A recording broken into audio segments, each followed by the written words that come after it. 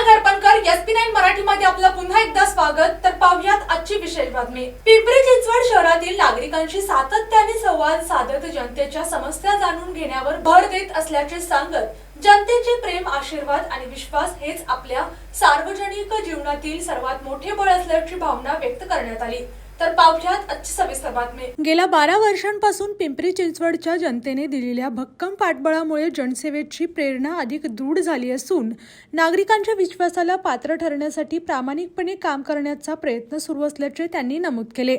दररोज नागरिकांच्या भेटीगाठींमधून त्यांच्या समस्या, अपेक्षा आणि विकास कामांच्या संकल्पना समजून घेण्याचा प्रयत्न केला जातो।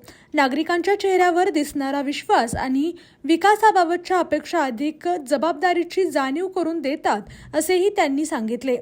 अबालवृद्ध, महिला, युवक आणि सर्वसामान्य नागरिक मनमोकळेपणाने आपल्या भावना आणि अडचणी मांडत असून प्रत्येकाला न्याय मिळावा, त्याच्या आयुष्यात सकारात्मक बदल घडावा आणि पिंपरी चिंचवड अधिक सक्षम, सुरक्षित आणि विकसित व्हावे यासाठी कटिबद्ध असल्याचे त्यांनी स्पष्ट केले। जनतेचं प्रेम हीच माझी ताकद, त्यांचा विश्वास हेच प्रेरणास्थान आणि जनसेवा हाच माझा धर्म असे सांगत पिंपरी चिंचवडच्या विकासासाठी, जनतेच्या हक्कासाठी आणि सर्वसामान्यांच्या विश्वासासाठी हे कार्य भविष्यातही अविरत सुरू राहील असा विश्वास त्यांनी व्यक्त केला।